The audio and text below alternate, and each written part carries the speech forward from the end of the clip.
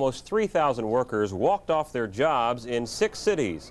The contract dispute involves technicians, writers, producers, and editors. The key issue is job security. A picket line wound around NBC headquarters here in Manhattan, and at times there were outbursts.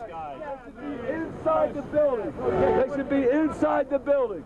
They should be inside doing their job, and they're out here with my equipment doing my job because they're scabs.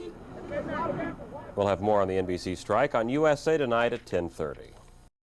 NBC walked off their jobs today, making NBC the 3rd major network to be hit with a union strike this year. Alec Roberts reports the strikers, members of the National Association of Broadcast Employees and Technicians, are fighting for job security in the midst of network demands for cutbacks.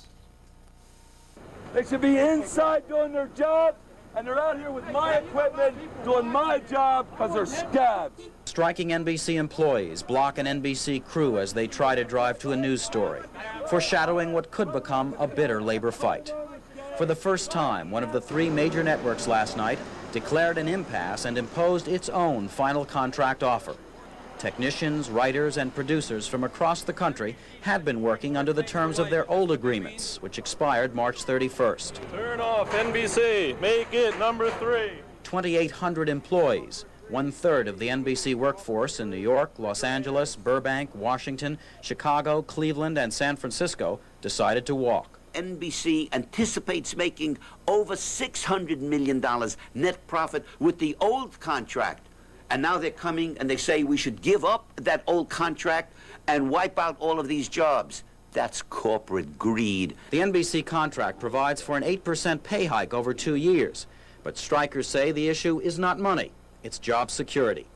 NBC wants the right to hire up to 4% of its employees on a daily or per diem basis without employee benefits. NBC, which is having its most profitable year in its history, says it needs the greater flexibility to compete in today's world. It already has the ability to hire workers on a 2-week basis. It wants the ability to hire them on a daily basis, it says, to improve efficiency. We now have the right to hire 2 weeks.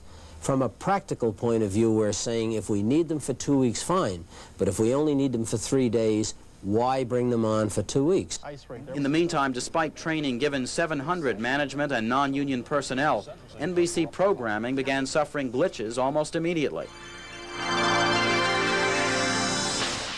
The impact of this strike is expected to be more severe than strikes last February against CBS and ABC by the Writers Guild because so many more workers are involved. We're prepared to go 6 months, a year, whatever it takes. We'll be here. 10 years ago, a union leader is alleged to have said, "We don't know what we're going to ask for this year, but we won't take no for an answer." Those days have gone. At the present time, companies are saying, if you don't take what we are requiring by way of reductions, we are going to impose them anyway. With no talks scheduled, the strike could be a long one. In New York, I'm Alec Roberts reporting.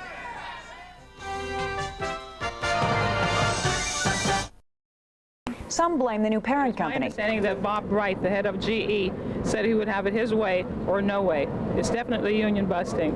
It is not a union busting proposal. In fact, the set of proposals that we have in that package right now are very similar to what most unions have in our business. No new talks are planned. The picketers may soon be joined by TV directors whose contract... Employees, members of the National Association of Broadcast Employees and Technicians, walked off the job 23 hours ago. That's when NBC implemented its final contract proposal to the union.